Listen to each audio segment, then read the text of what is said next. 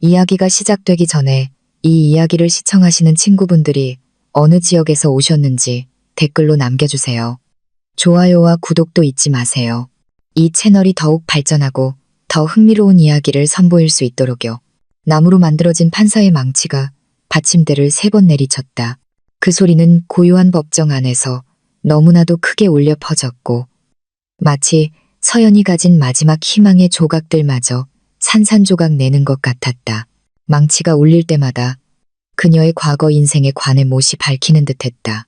갑자기 실내의 냉기가 뼛속까지 파고드는 것 같아 고가의 실크 정장을 입은 서연의 몸이 떨려왔다. 하지만 그녀를 떨게 한 것은 그 냉기가 아니라 눈앞에 안경 쓴 늙은 판사가 방금 내뱉은 얼음장 같은 문장들이었다. 민준과의 이혼이 성립되었다. 하나뿐인 딸, 이제 겨우 5살인 유나의 양육권은 전적으로 민준에게 넘어갔다. 이유는 서연이 아이를 양육하기에 정서적으로 불안정하다는 것이었다. 법정 맞은편에 앉은 민준의 입가에 거의 보이지 않는 옅은 미소가 스쳤다. 평생 그녀를 지켜주겠다고 약속했던 그 남자는 이제 차가운 승리의 눈빛으로 그녀를 바라보고 있었다. 그의 옆에는 새빨간 드레스를 입은 젊은 여자가 서연을 경멸적인 시선으로 쳐다봤다. 서연은 저 여자가 누군지 알았다. 그녀가 집에서 남편이 돌아오기만을 홀로 기다릴 때 민준의 밤을 채워주던 수많은 여자 중 한 명이었다. 정서적으로 불안정하다는 비난은 잔인한 농담이었다. 그들은 서연이 민준의 불륜 증거를 발견했을 때 보인 눈물과 분노를 역이용하여 법정에서 그녀를 공격하는 무기로 삼았다. 민준의 비싼 변호사는 교묘하게 서연을 비이성적이고 히스테릭한 여자로 묘사했다. 반면 민준은 희생자인 인내심 많은 남편으로 그려졌고 법원은 그 모든 거짓말을 믿어버렸다. 서연의 심장이 쥐어짜이는 듯했다. 그녀는 뒤쪽의 방청석을 돌아보았다. 유나가 민준이 고용한 보모와 함께 앉아있는 곳이었다. 그 작고 순수한 눈이 혼란스럽게 엄마를 바라보고 있었다. 서연은 미소를 지으려 애썼다. 그녀가 지을 수 있는 가장 힘겨운 미소였다. 하지만 입술이 떨릴 뿐이었다. 재판이 끝나자 민준은 그녀를 돌아보지도 않고 지나갔다. 그는 단지 짧게 속삭였다. 모든 게 끝났어, 서연 씨. 소란 피우지 마. 소란이라니. 마치 그녀의 인생이 무너진 것이 그 남자에게는 사소한 방해거리일 뿐이라는 듯했다. 2명의 경비원이 정중하지만 단호하게 그녀에게 다가왔다. 민준의 변호사는 판결문 사본과 서연이 그날 오후까지 본가를 떠나야 한다는 내용의 편지가 담긴 갈색 봉투를 건넸다. 집, 차, 공동은행 계좌를 포함한 모든 자산은 동결되었고 과거 서연이 순진하게 세부 사항을 읽지도 않고 서명했던 혼전 계약서에 따라 민준의 이름으로 이전되었다. 민준은 이 모든 것을 아주 오래전부터 계획했던 것이다. 집으로 돌아가는 길은 악몽 같았다. 집이 아니지. 서연은 마음속으로 정정했다. 그녀는 단지 개인 물품을 챙기기 위해 변호사의 차에 잠시 타고 있을 뿐이었다. 한때 그녀의 성이었던 웅장한 집은 이제 그녀의 실패를 기리는 기념비처럼 느껴졌다. 평소 그녀에게 공손하게 인사하던 하인들은 이제 그녀의 눈을 감히 쳐다보지 못하고 고개를 숙였다. 그녀에게 주어진 시간은 단 30분이었다. 무거운 발걸음으로 그녀는 대리석 계단을 올라 자신의 방으로 향했다. 그녀는 디자이너 드레스와 명품 가방이 즐비한 거대한 옷장을 열었다. 민준이 사교 행사에서 그녀를 완벽하게 보이게 하려고 사준 물건들이었다. 이제 그 모든 것이 광대의 의상처럼 느껴졌다. 그녀는 중간 크기의 여행 가방 하나만 꺼내 간단한 옷 몇 벌과 오래된 사진 앨범 그리고 유나의 작은 토끼 그림 담요를 넣었다. 그녀가 내려왔을 때 유나가 그녀를 향해 달려왔다. 엄마, 어디가? 왜 가방 들고 있어? 작은 소녀가 물었다. 그 목소리에는 불안감이 서려 있었다. 서연은 무릎을 꿇고 그 작은 몸을 힘껏 껴안았다. 마지막으로 아이의 머리에서 나는 베이비 샴푸 향을 들이마셨다. 그동안 참아왔던 눈물이 마침내 터져나왔다. 엄마가 잠시 떠나야 해, 아가. 아주 잠시만. 그녀는 쉬어버린 목소리로 속삭였다. 그녀는 차마 진실을 말할 수 없었다. 이렇게 어린아이에게 우리가 헤어지게 될 거라고, 아빠가 너를 빼앗아갔다고 어떻게 설명할 수 있겠는가. 민준이 문가에 나타났다. 그의 표정은 조급해 보였다. 시간 다 됐어. 그가 무미건조하게 말했다. 그는 보모에게 유나를 데려가라고 손짓했다. 작은 소녀는 울기 시작하며 엄마의 블라우스를 꽉 붙잡았다. 싫어. 유나는 엄마랑 있을 거야. 아이가 소리쳤다. 서연의 마음이 산산조각 났다. 경비원들이 어쩔 수 없이 그 작은 손을 그녀의 옷에서 떼어놓았다. 서연은 그저 얼어붙은 채 서서 자신의 딸이 계속해서 자기 이름을 외치며 멀리 안겨가는 것을 지켜볼 수밖에 없었다. 고급 승용차의 문이 닫히고 그 차는 그녀 삶의 유일한 이유를 싣고 마당을 떠나갔다. 서연은 차가운 바닥에 주저앉았다. 그녀의 흐느낌은 이제 텅 비고 낯설게 느껴지는 집의 로비에 울려 퍼졌다. 돈도 없고 이 대도시 서울에 가족도 없고 갈 곳도 없는 상황에서 그녀의 머릿속에 떠오른 곳은 단 한 곳뿐이었다. 10수년 동안 한 번도 찾지 않았던 곳, 그녀의 고향, 돌아가신 어머니 박지혜 여사가 남긴 낡은 집이었다. 지갑에 남은 현금으로 그녀는 가장 싼 심야버스 표를 샀다. 붐비고 시끄러운 고속버스 터미널은 그녀의 조용하고 호화로웠던 삶과는 전혀 다른 세상처럼 느껴졌다. 그녀는 딱딱하고 조금 찢어진 좌석에 앉아 여행 가방을 꼭 껴안았다. 더러운 버스 창문에는 창백하고 부은 그녀의 얼굴이 비쳤다. 여행 내내 그녀의 머릿속은 추억으로 가득 찼다. 그녀는 야심차고 매력적인 젊은 사업가였던 민준을 처음 만났을 때를 떠올렸다. 그녀는 그의 매력과 아름다운 삶에 대한 달콤한 약속에 빠져들었다. 그녀는 민준이 원했던 대로 전업주부이자 아내가 되기 위해 막 시작한 자신의 경력을 기꺼이 포기했다. 그녀는 그것이 사랑의 희생이라고 생각했다. 이제 그녀는 그것이 그녀를 고립시키고 자신에게 완전히 의존하게 만들어 더 쉽게 무너뜨리기 위한 민준의 첫걸음이었다는 것을 알았다. 그녀는 오래전 어머니의 조언을 떠올렸다. 서연아, 절대로 누구에게도 내 인생을 걸지 마라. 내 남편이라 할지라도 독립적인 여성이 되어야 한다. 사랑에 눈이 멀어 무시했던 조언이었다. 버스는 계속해서 밤의 어둠을 가르며 달렸다. 엔진의 진동과 다른 승객들의 코 고는 소리가 그녀의 절망의 배경음악이 되었다. 그녀는 눈을 감았지만 울부짖는 유나의 얼굴이 계속해서 떠올랐다. 고통은 너무나 생생하고 날카로워서 숨쉬기조차 힘들었다. 그녀는 모든 것을 잃었다. 남편, 재산, 집, 그리고 가장 고통스러운 것은 그녀의 아이였다. 민주는 남김없이 모든 것을 빼앗아갔다. 끝없이 느껴지는 밤샘 여행 끝에 동이 트기 시작할 무렵 버스는 마침내 먼지 쌓인 작은 터미널에 멈췄다. 에어컨이 가동되는 도시 공기에 익숙했던 그녀의 폐에 신선한 시골 공기가 낯설게 느껴졌다. 남은 힘을 쥐어짜 그녀는 어린 시절 익숙했던 길을 따라 걸었다. 몇몇 마을 주민들이 그녀를 이상하게 쳐다봤다. 아마도 그녀의 얼굴을 알아보았지만 남루한 모습에 의아해하는 것 같았다. 마침내 그녀는 낡고 관리가 안 된 오래된 시골 주택 앞에 도착했다. 하얀 페인트는 대부분 벗겨져 썩기 시작한 나무가 드러나 있었다. 마당에는 무릎 높이까지 자란 잡초가 무성했다. 이곳이 그녀가 자란 집, 어머니의 따뜻함에 대한 추억으로 가득한 집이었다. 그녀는 삐걱거리는 낡은 대문을 밀었다.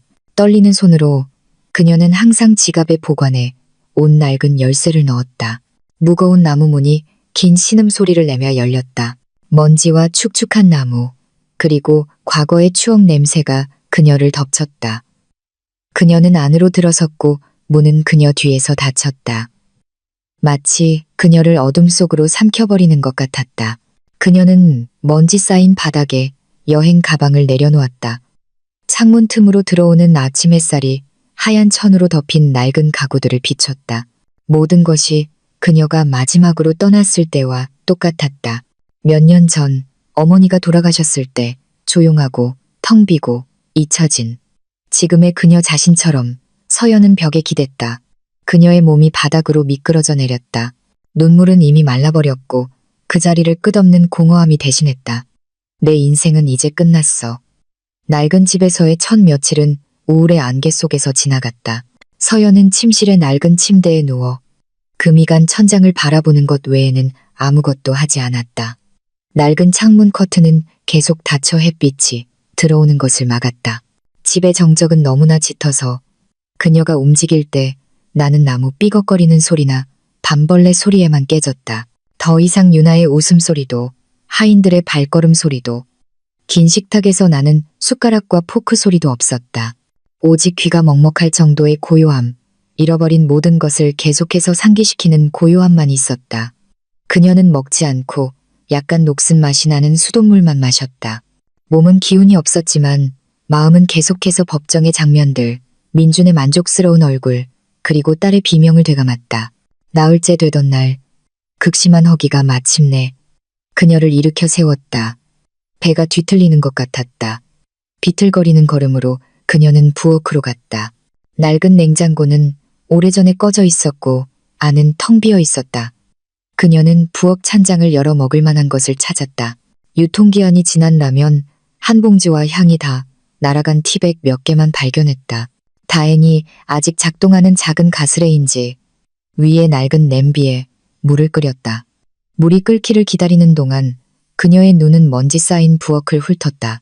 그녀는 못에 걸려있는 어머니의 꽃무늬 앞치마를 보았다. 갑자기 추억 하나가 떠올랐다. 어머니가 그 가스레인지 앞에 서서 그녀에게 김치볶음밥 만드는 법을 가르쳐 주시던 모습, 서연이 실수로 간장을 쏟았을 때 웃으시던 모습, 그 추억의 따뜻함은 그녀를 감싸고 있는 절망의 냉기와 극명한 대조를 이루었다. 맛없는 라면을 억지로 먹고 나자 이상한 충동이 그녀 안에서 솟아올랐다. 그녀는 더 이상 주변의 먼지와 더러움을 참을 수 없었다. 그것은 엉망이 된 그녀의 삶의 거울이었다. 그녀는 참을 수 없는 고통에서 마음을 돌리기 위해 무엇이든 해야 했다. 그녀는 부엌에서 시작했다. 낡은 걸레, 비누, 소를 찾았다. 그녀는 식탁을 닦고 남겨진 더러운 그릇들을 씻고 바닥을 쓸기 시작했다. 처음에는 그녀의 움직임이 느리고 힘이 없었다. 하지만 서서히 육체적 활동이 그녀에게 약간의 위안을 주기 시작했다.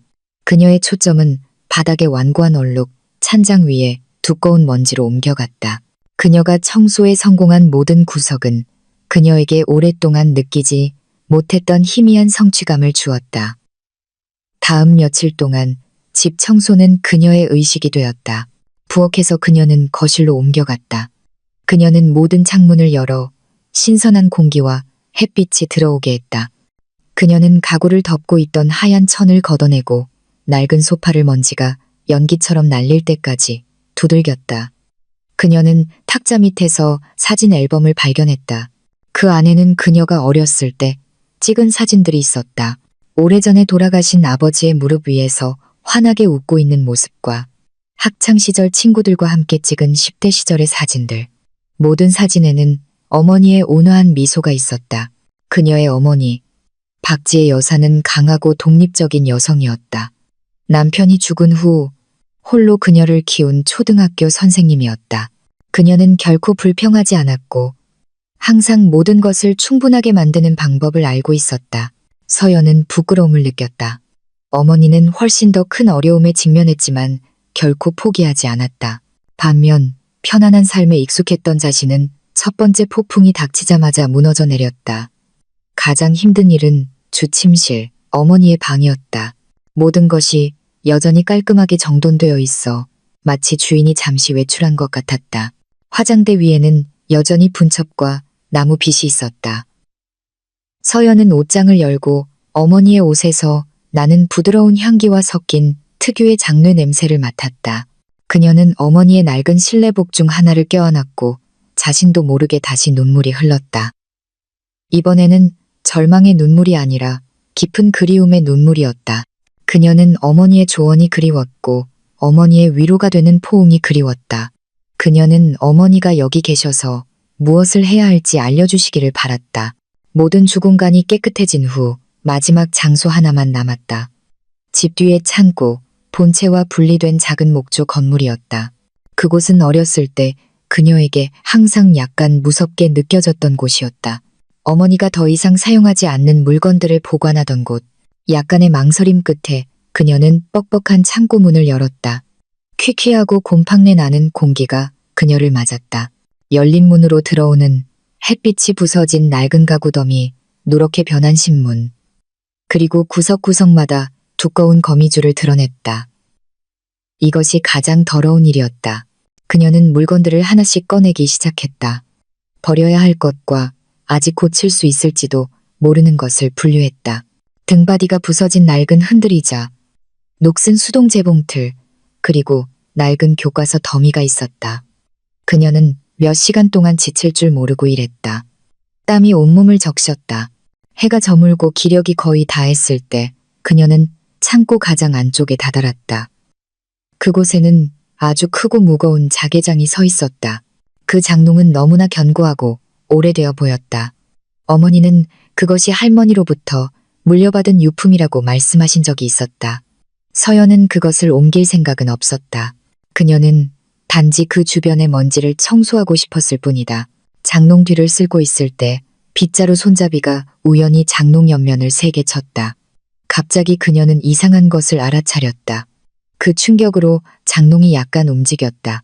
그렇게 무거운 물건이 쉽게 움직일 리가 없었다. 궁금해진 그녀는 있는 힘껏 밀어보았다. 장롱은 아주 무거웠지만 밀리기는 했다. 그 장롱 뒤에서 그녀는 멈칫하게 만드는 것을 보았다. 장롱 뒤의 벽판 부분의 색이 주변 판자보다 약간 더 새 것 같았다. 틈은 없었지만 색이 분명히 달랐다. 그녀의 심장이 뛰기 시작했다. 그녀는 손가락 마디로 그 판자를 두드려 보았다. 다른 소리가 났다. 다른 벽 부분은 꽉 찬 소리가 났지만 이 부분은 아니 약간 비어있는 소리가 났다. 피로감이 순식간에 사라지고 극도의 호기심이 그 자리를 대신했다. 이게 뭐지? 엄마는 벽 뒤에 뭘 숨기신 걸까? 그녀는 틈이나 손잡이를 찾아보았지만 아무것도 없었다. 판자는 완벽하게 박혀 있었다. 그녀는 집으로 돌아가 아버지의 낡은 공구 상자에서 도구를 찾았다. 그녀는 녹슨 작은 쇠지렛대 하나를 발견했다. 창고로 돌아왔다. 숨을 참으며 그녀는 색이 다른 판자의 이음새의 쇠지렛대 끝을 밀어넣었. 약간의 힘을 주자 작은 틈이 생겼다. 그녀는 판자가 마침내 떨어져 나갈 때까지 조심스럽게 계속해서 지렛대로 들어올렸다. 그 나무 판자 뒤에는 그녀가 예상했던 것처럼 빈 공간이 아니었다. 그녀의 눈이 휘둥그레졌다. 콘크리트 벽 안에 박혀 있었다. 그 뒤에는 회색의 사각형 강철문이 있었다. 금고였다. 가운데에 회전 손잡이가 있고 조합 숫자 배열이 약간 바랜 낡은 금고. 그동안 이 물건이 여기에 있었다. 그녀의 집에서 가장 예상치 못한 곳에 숨겨져 있었다. 심장이 너무 세게 뛰어서 귀에서도 그 소리가 들리는 것 같았다. 그녀는 떨리는 손가락으로 그 차가운 강철 표면을 만졌다. 안에 뭐가 들어있을까? 엄마는 왜 여기에 금고를 숨기셨을까? 수천 가지 질문이 그녀의 머릿속을 맴돌았다. 그녀의 삶의 폐허 속에서 이 퀴퀴한 낡은 창고에서 그녀는 방금 비밀 하나를 발견했다. 모든 것을 바꿀 수 있을지도 모르는 비밀을. 서연은 벽에 박힌 강철 금고를 마치 신비로운 운명과 마주한 듯이 쳐다봤다. 심장은 여전히 세차게 뛰었고 그 고동은 퀴퀴한 창고의 정적을 깨뜨리는 북소리 같았다. 몇 분 동안 그녀는 그저 가만히 서서 눈앞의 상황을 이해하려고 애썼다. 소박한 어머니의 집, 고물로 가득 찬 창고 안에 숨겨진 금고가 있다니. 이건 말이 되지 않았다. 어머니는 빠듯하게 생활하시는 초등학교 선생님이셨다. 이렇게 안전한 물건 안에 무엇을 보관하셨을까? 물려받은 보석, 토지 문서, 아니면 아무것도 없는 할아버지가 남기신 빈 상자일 뿐일까? 희망과 의심이 그녀의 마음속에서 싸웠다. 아내는 그녀를 도울 수 있는 무언가, 그녀의 절망적인 상황에 대한 해답이 있을 것이라는 희망과 또 다른 실망을 발견하게 될 것이고 이미 쌓인 슬픔의 더미에 하나를 더 얹게 될 뿐이라는 의심. 의심을 접어두고 그녀는 열어보기로 결심했다. 그녀는 더러운 바닥에 무릎을 꿇고 회전 손잡이와 0에서 50까지의 숫자, 조합 다이얼에서 먼지를 닦아냈다. 3개의 숫자를 입력해야 했다. 그녀의 첫 생각은 가장 명백한 조합을 시도하는 것이었다. 어머니, 박지혜 여사의 생년월일. 떨리는 손가락으로 그녀는 다이얼을 오른쪽으로 돌려 어머니의 생일에 멈추고 왼쪽으로 그 숫자를 한 번 지나쳐 생월에 멈췄다. 그리고 마지막으로 오른쪽으로 출생연도의 마지막 두 자리로 바로 돌렸다. 그녀는 손잡이를 당겼다. 아무 일도 일어나지 않았다. 문은 굳게 잠겨 있었다. 그녀는 이번에는 다른 순서로 다시 시도했다.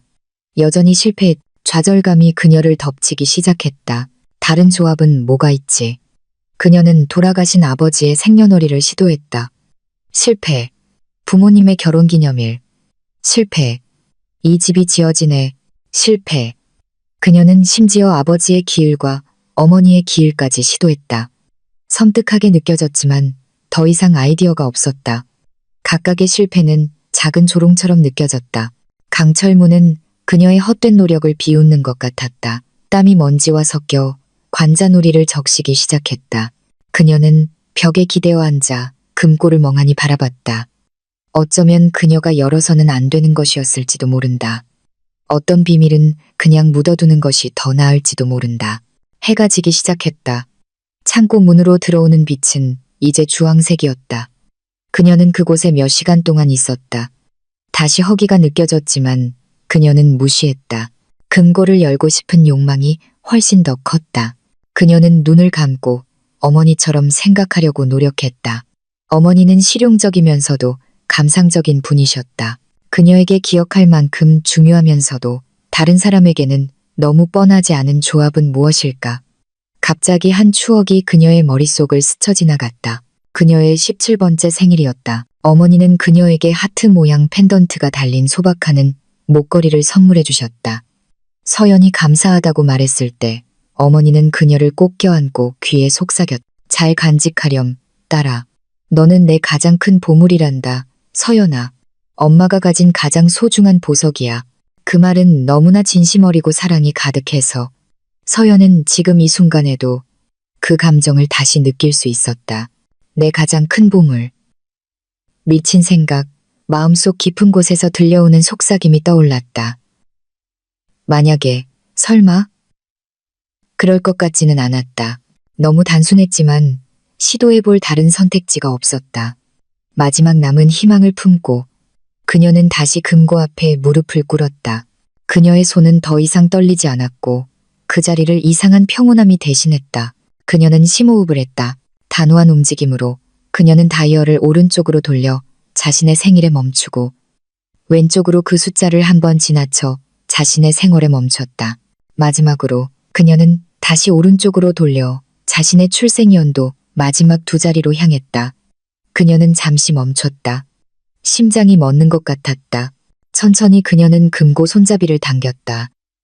딸깍하는 작지만 아주 선명한 소리가 났다. 뼈가 부러지는 소리처럼. 그리고 강철문 안에서 일련의 기계적인 소리가 뒤따랐다. 서연의 심장이 철렁했다. 그녀는 손잡이를 더 세게 당겼다. 오랫동안 열리지 않았던 것에 항의하는 긴 삐걱거리는 소리와 함께 무거운 금고 문이 몇 센티미터 움직였다. 서연의 숨이 목구멍에서 멎었다. 성공했다. 문이 열렸어. 양손으로 그녀는 문이 완전히 열릴 때까지 당겼다. 수년 동안 갇혀있던 공기의 퀴퀴한 냄새가 뿜어져 나왔다. 금고 내부는 그리 크지 않았지만 내용물은 매우 깔끔하게 정리되어 있었다. 그녀의 눈은 휘둥그레졌고 희미한 저녁 빛 속에서 보이는 것을 이해하려고 애썼다. 위쪽에는 어두운 벨벳 천으로 쌓인 사각형 물건 몇 더미가 있었다. 궁금해진 그녀는 그중 하나를 집어들었다. 꾸러미는 손 안에서 묵직했다. 조심스럽게 그녀는 매듭을 풀었다. 천이 펼쳐지자 따뜻한 노란 빛이 그녀의 눈에 반사되었다. 순금 골드바였다. 그녀는 다른 꾸러미를 집었다. 내용물은 같았다. 비누 크기의 골드바가 5개 있었다. 각각 단단하고 무겁게 느껴졌다. 서연은 그것들을 바닥에 내려놓았다. 그녀의 머릿속은 충격으로 텅 비었다. 금더미 아래에는 깔끔하게 묶인 서류철 몇 개가 있었다. 그녀는 첫 번째 서류철을 집었다. 표지에는 주식 증서라고 쓰여 있었다. 그녀는 그것을 열었고 경제 뉴스에서 자주 보던 대기업 로고가 찍힌 육아증권 종이들을 보았다. 모두 박지혜 여사의 이름으로 되어 있었다. 선생님이었던 그녀의 어머니가 대기업들의 주식을 소유하고 있었다니 어떻게 가능할까? 다음 서류철은 더 두껍고 가죽으로 만들어져 있었다. 그녀는 그것을 열었고 인지와 서명이 있는 법적 문서 더미를 발견했다. 그녀의 눈은 계약서의 문장들을 훑었다. 그녀가 거기에 반복해서 적힌 두 이름을 보았을 때 심장이 더욱 세차게 뛰었다. 박지혜와 민준, 자본 대출 계약서, 이익 분배 약정서, 그리고 그녀가 완전히 이해하지 못하는 다른 서류들이 있었다. 하지만 한 가지는 확실했다. 그녀의 어머니와 민준 사이에 심각한 사업 관계가 있었다는 것이다. 그들이 그녀에게 한 번도 말해주지 않았던 무언가. 그리고 금고 맨 아래에는 그녀의 시선을 가장 끄는 물건이 놓여 있었다. 낡은 갈색 가죽 표지의 일기장이었다. 그녀가 아주 잘 아는 책이었다. 그것은 어머니의 일기장이었다. 그녀는 어머니가 밤에 그 책에 글을 쓰는 것을 자주 보았다. 하지만 어머니는 항상 그것이 단지 요리법과 일일 지출 기록일 뿐이라고 말씀하셨다. 떨리는 손으로 서연은 그 책을 집어들었다. 마치 어머니의 가장 비밀스러운 영혼의 일부를 손에 쥔 것 같았다. 그녀는 금괴와 중요 문서들 사이에 있는 더러운 창고 바닥에 앉아 일기장의 첫 페이지를 열었다. 어머니의 깔끔하고 기울어진 필체가 페이지를 가득 채우고 있었다. 그 페이지에는 날짜가 없었다. 마치 언제든지 익히도록 의도적으로 쓰인 것처럼. 내 사랑하는 딸 서연에게 만약 네가 이걸 읽고 있다면 내 가장 큰 두려움이 현실이 되었다는 뜻이겠지. 네가 결혼한 남자 민준이 본색을 드러내고 너를 아프게 했다는 뜻이야. 나는 이날이 오지 않기를, 내가 그를 잘못 판단했기를, 그리고 네가 영원히 행복하게 살 수 있기를 매일 밤 기도했단다. 하지만 엄마의 직감이라는 게 있고 그에 대한 내 직감은 한 번도 편안한 적이 없었어. 나는 너에게 힘과 진실을 주기 위해 이 글을 쓴다. 이 금고 안에 있는 모든 것은 내 것이야. 너의 진정한 유산이지. 이 금은 내가 간직해온 내 아버지의 저축이야. 주식들은 내가 수년 동안 몰래 투자한 결과란다. 하지만 가장 중요한 것은 저 가죽 서류철 안의 문서들이야. 그것들이 바로 증거다. 민준이 온갖 매력을 뽐내며 너에게 다가왔을 때 그는 자본 없는 야심찬 청년에 불과했어. 그의 사업 아이디어는 훌륭했지만 돈이 없었지. 그는 나에게 와서 사업을 시작하기 위한 대출을 간청했어. 그는 내 앞에서 너에 대한 사랑을 걸고 그것이 공동투자라고 약속했단다. 나는 내 모든 저축을 주고 심지어 내 할아버지로부터 물려받은 땅, 두 필지까지 팔아 그를 도왔어. 그 돈이 바로 지금 그의 모든 사업 제국의 기초가 된 거야. 우리의 계약서가 그 문서 안에 있다. 그가 잊어버렸거나 의도적으로 무시한 계약서지. 나는 몇 년 전에 정중하게 내 몫을 요구하려 했지만 그는 그저 웃으며 그 돈은 장모님에게 받은 선물로 생각했다고 말했어. 그는 내가 너의 결혼 생활을 망치고 싶지 않아서 아무것도 못할 거라는 걸 알았던 거야. 그는 너에 대한 내 사랑을 인질로 삼아 내 입을 막았지. 그때부터 나는 그가 어떤 사람인지 알게 되었어. 나는 너를 위한 안전망으로 이 모든 증거를 모으기 시작했고 여기에 보관했단다. 이걸 사용하렴, 딸아. 이 모든 걸 사용해서 잃어서. 이건 단지 돈에 관한 것이 아니야. 정의에 관한 것이지. 너와 나의 권리였던 것을 되찾는 것에 관한 거야. 그가 이기게 두지 마. 너는 네가 생각하는 것보다 훨씬 강해. 너는 내 딸이니까. 내 피가 내 혈관에 흐르고 있단다. 이제 일어서서 싸우렴. 서연은 일기장을 닫았다. 눈물이 뺨을 타고 흘렀다. 하지만 이번에는 슬픔이나 절망의 눈물이 아니었다. 이것은 불타오르는 분노의 눈물이었다. 그녀의 몸은 더 이상 추위나 두려움 때문에 떨리지 않았다. 대신 새롭고 강력한 힘의 파도 때문이었다. 어머니는 그녀를 아무것도 없이 떠나보내지 않으셨다. 그녀는 그녀에게 유산, 지도, 그리고 무기를 남겨주셨다. 민주는 그녀를 배신했을 뿐만 아니라 처음부터 그녀의 어머니를 속이고 강탈했다. 그녀가 그동안 누렸던 모든 호화로움은 어머니의 희생과 눈물 위에 세워진 것이었다. 그날 밤 어둡고 먼지 쌓인 창고 안에서 과거의 서연은 죽었다. 그리고 그 잿더미에서 새로운 여자가 태어났다. 분명한 목표를 가진 여자. 그녀는 남편의 죄에 복수하고 그에게서 빼앗긴 모든 것을 뿌리째 되찾을 것이다. 그날 밤 서연은 잠을 이루지 못했다. 부엌에서 찾아낸 낡은 등유 램프를 벗삼아 그녀는 나무 식탁에 앉아 어머니의 일기장을 첫 페이지부터 마지막 페이지까지 읽었다. 페이지를 넘길 때마다 민준의 거짓말과 어머니의 숨겨진 고통의 새로운 층이 드러났다. 박지의 여사는 민준과의 모든 만남, 그가 했던 모든 약속, 그리고 자신이 속았다고 느꼈던 모든 순간을 상세하게 기록했다. 어머니가 그들의 투자 진행 상황 보고를 끈기 있게 기다렸지만 민준은 항상 바쁘다거나 걱정 마세요, 장모님. 모든 게 제 손 안에 안전합니다. 라는 핑계로 회피했던 내용이 적혀 있었다. 민준의 사업이 급성장한 지 몇 년 후 어머니는 마을 학교 보수 비용으로 자신의 몫에 해당하는 수익금 일부를 요청했다. 민준은 모든 이익을 사업 확장을 위해 재투자해야 한다며 정중하게 거절했다. 이건 서연이와 우리 손주들의 미래를 위한 겁니다. 라고 그는 말했다. 어머니의 감정을 조종한 것이다. 박지의 여사는 마음이 얼마나 아팠는지 썼다. 돈 때문이 아니라 사위의 눈에서 탐욕을 보았기 때문이었다. 그녀는 양의 탈을 쓴 늑대에게 전 재산을 넘겨주었다는 것을 깨달았다. 그녀는 서연의 가정을 지키기 위해 공개적으로 맞서지 않기로 결심했다. 하지만 조용히 전쟁을 준비했다. 그녀는 재무 컨설턴트를 고용하여 자신의 초기 자본에서 비롯된 민준의 회사 자산을 추적하고 찾을 수 있는 모든 문서를 수집했다. 그 금고는 그녀의 무기고였다. 동이틀 무렵 서연은 일기장을 닫았다. 그녀의 분노는 식어 더 단단하고 날카로운 무언가로 변해 있었다. 계획, 그녀는 더 이상 자신을 희생자로 보지 않았다. 그녀는 어머니의 투쟁의 상속자였다. 그녀의 첫 번째 단계는 그 유산을 사용할 수 있는 자본으로 바꾸는 것이었다. 그녀는 낡은 천 가방에 골드바 하나를 넣어 옷더미 밑에 숨겼다. 그녀는 아무도 자신을 모르는 더 큰 지방 도시로 가는 버스를 탔다. 골드바를 별다른 질문 없이 사줄 금은방을 찾는 것은 쉽지 않았다. 그녀는 여러 가게에 들어가 주인들의 의심스러운 눈초리를 느껴야 했다. 마침내 그녀는 출처보다 금의 순도에 더 관심이 있는 늙은 상인을 만났다. 긴장되는 감정 과정을 거친 후 상당한 액수의 현금이 그녀의 손으로 옮겨졌다. 그렇게 많은 돈이 가방 안에서 낯설고 무겁게 느껴졌다. 이것은 그녀의 첫 돈이었다. 그녀 자신의 노력으로 번 돈. 비록 평범하지 않은 방법이었지만 그 돈은 그녀에게 선택권을 주었다.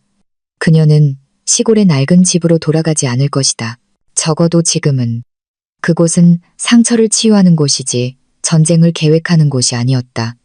그녀는 새로운 본부가 필요했다. 서울로 돌아와 그녀는 눈에 띄지 않는 건물에 작은 아파트를 임대했다. 깨끗하고 기능적인 원룸 아파트. 예전의 호화로운 집과는 극명한 대조를 이루었지만 이곳은 더 안전하게 느껴졌다. 이것은 그녀의 것이었고 그녀 자신의 돈으로 지불한 곳이었다. 다음 단계는 자신을 바꾸는 것이었다.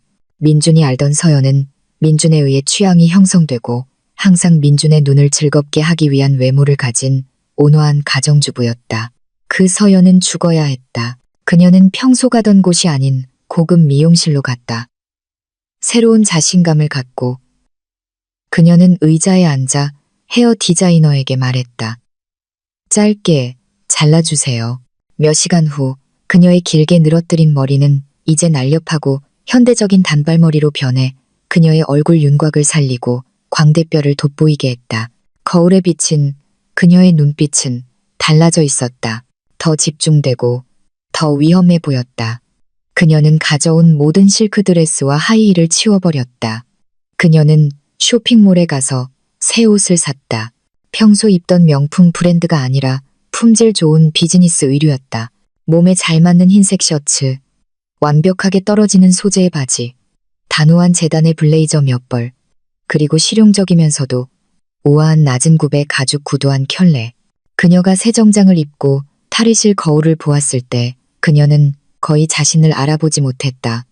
그녀 앞에는 강인한 전문직 여성이 서 있었다. 얕볼 수 없는 사람, 이것은 그녀의 전투복이었다.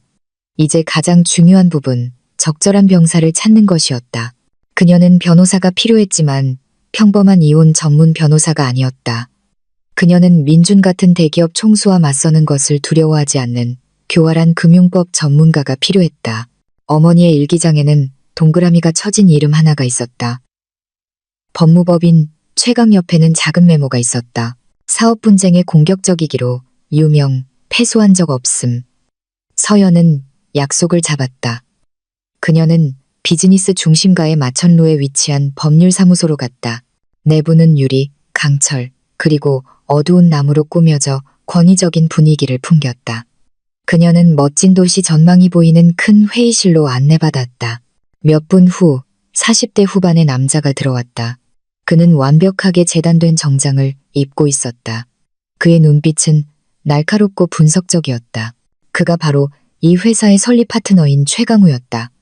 최강우는 정중하지만 약간 얕보는 듯한 표정으로 그녀를 쳐다봤다. 아마도 그녀를 그저 이혼 문제로 화가 난 또 다른 부유한 아내 정도로 생각하는 듯했다. 안녕하십니까, 서연 씨. 제 직원이 당신의 사건이 급하다고 하더군요. 무엇을 도와드릴까요? 그가 물었다. 그의 목소리는 차분하고 절제되어 있었다. 서연은 시간을 낭비하지 않았다. 그녀는 새 서류 가방을 열고 광택나는 마호가니 테이블 위에 두꺼운 서류철을 올려놓았다. 저는 재산분할 문제로 온 것이 아닙니다. 최 변호사님. 저는 15년 이상 지속된 대규모 사기 및 자산 횡령 사건에 대해 이야기하러 왔습니다. 서연이 말했다. 그녀의 목소리는 조금의 떨림도 없이 단호했다. 최강우는 서연의 말투에 약간 놀라 눈썹을 치켜 올렸다. 그는 서류철을 열었다. 그 안에는 서연이 모든 것을 깔끔하게 정리해 놓았다. 박지혜 여사와 민준 사이의 자본 대출 계약서 사본, 과거 어머니 계좌에서 민준 계좌로의 은행이체 증거, 주식 증서 사본, 그리고 어머니 일기장의 요약본. 거의 1시간 동안 최강우는 완전한 침묵 속에서 모든 문서를 읽었다. 그의 표정은 서서히 변했다. 회의적인 표정에서 집중하는 표정으로, 그리고 매우 흥미로워하는 표정으로. 그는 때때로 멈춰서 계약서의 숫자나 조항을 다시 확인했다. 서연은 증거들이 스스로 말하도록 내버려두며 끈기 있게 기다렸다. 마침내 최강우는 서류철을 닫고 의자에 기댔다. 그는 전혀 다른 시선으로 서연을 바라봤다. 존경심과 방금 큰 먹잇감을 발견한 포식자의 흥분이 가득한 시선. 그는 얼굴 앞에서 손가락을 모았다. 놀랍군요. 그는 중얼거렸다. 자신에게 하는 말에 더 가까웠다. 그리고 그는 서연의 눈을 똑바로 쳐다봤다. 서연 씨, 당신의 전 남편 민주는 이 기반 위에 그의 모든 사업을 세운 겁니다. 그렇죠. 맞습니다. 서연이 대답했다. 그리고 그는 거짓 혐의로 제 딸을 포함한 모든 것을 제게서 빼앗아 갔습니다. 최강우는 옅은 미소를 지었다. 눈까지는 미치지 않는 미소였다. 이혼과 양육권은 사소한 문제입니다. 그건 나중에 처리할 수 있습니다. 하지만 그가 테이블 위에 서류철을 두드리며 말했다. 이건 핵폭탄입니다. 그는 일어나 창가로 걸어가 주변의 마천루들을 바라봤다. 그중 하나는 민준 소유의 본사 건물이었다. 이 문서들을 근거로 보면 당신의 어머님께서 제공하신 초기 자본과 한 번도 이행되지 않은 이익 분배 계약, 만약 복리이자와 그동안의 회사 성장 가치를 계산한다면 기술적으로 당신과 돌아가신 어머님께서는 그의 회사 전체 자산의 대주주이십니다. 최강우는 서연을 향해 돌아섰다. 그의 눈은 열정으로 빛났다. 이건 단순한 재산분할 소송이 아닙니다. 서연 씨. 이건 대규모 사기 사건입니다. 이걸로 우리는 당신의 것을 되찾을 뿐만 아니라 그의 제국 전체를 파괴할 수 있습니다. 최강우 변호사의 사무실 회의실은 군사작전지휘소 같았다. 평소 비어있던 대형 유리 화이트보드는 이제 복잡한 순서도, 회사 이름, 그리고 서로 연결된 숫자들로 가득 차 있었다. 일주일 내내 서연과 최강우는 재무분석가 팀의 도움을 받아 민준의 사업 제국을 가장 작은 세부 사항까지 해부했다. 서연은 연례 보고서, 이사 프로필, 산업 뉴스를 탐독하며 빠르게 배웠다. 그녀는 더 이상 모든 것을 변호사에게 맡기는 의뢰인이 아니었다. 그녀는 전장의 모든 구석을 이해해야 하는 지휘관이었다. 만약 우리가 지금 바로 소송을 제기한다면 어느 날 아침 최강우가 민준의 회사 구조도를 가리키며 설명했다. 그는 100km 밖에서도 우리가 오는 것을 볼 겁니다. 그는 즉시 자산을 해외로 빼돌리고 중요한 기록들을 파기할 것이며 최악의 경우 소송이 시작되기 전에 당신의 평판을 망가뜨리기 위해 언론의 악의적인 캠페인을 벌일 겁니다. 우리는 불확실한 결과를 가지고 수년간의 법정 싸움에 휘말리게 될 겁니다. 서연은 고개를 끄덕였다. 그녀는 그 논리를 이해했다. 그러니 정면으로 공격하지 않는 거군요. 정확합니다. 최강우가 응수했다. 그의 눈이 빛났다.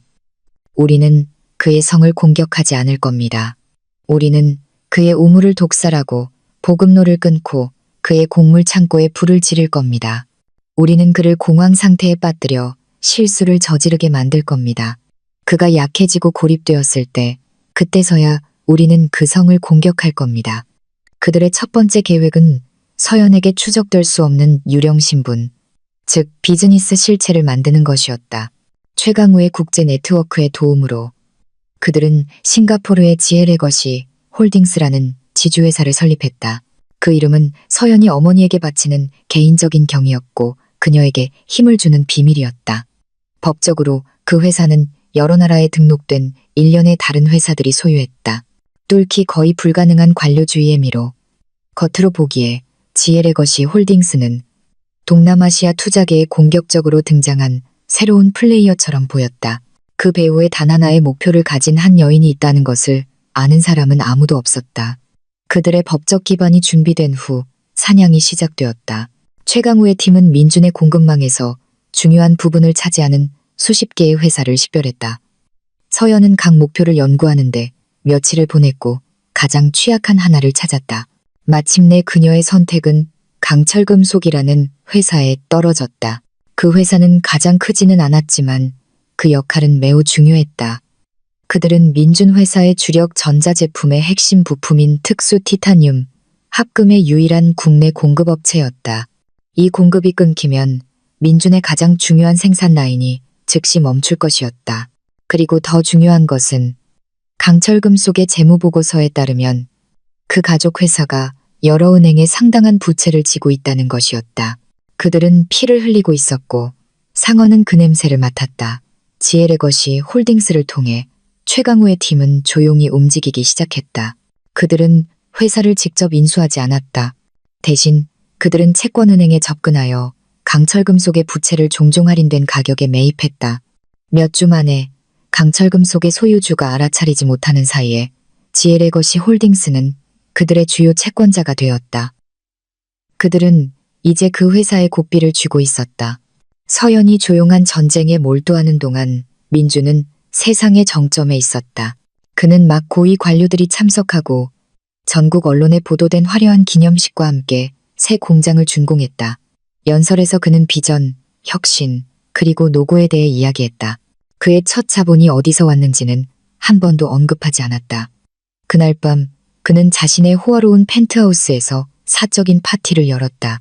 사교계 명사, 모델, 그리고 아첨하는 사업 파트너들에게 둘러싸여 그는 무적이라고 느꼈다. 서연과의 이혼은 오래전에 잊힌 작은 파문에 불과했다. 그에게 서연은 그저 닫힌 책의 한 장, 그의 발걸음을 따라오지 못했던 약한 여성에 대한 기억일 뿐이었다. 그는 자신의 과거의 유령이 이제 그의 사업 심장에 단검을 겨누고 있다는 것을 전혀 알지 못했다. 공격의 순간이 마침내 왔다. 어느 월요일 아침 강철금속의 대표이사는 지엘레거시 홀딩스 대표로부터 전화를 받았다. 그 전화는 짧고 잔인했다. 만기가 된 그들의 부채를 48시간 내에 전액 상환해야 한다는 것이었다. 물론 그들은 그럴 능력이 없었다. 제시된 선택지는 파산 또는 지엘레거시 홀딩스에 의한 완전 인수였다. 궁지에 몰린 강철금속의 소유주 가족은 3대에 걸쳐 이룩한 회사를 넘기는 것 외에 다른 선택이 없었다.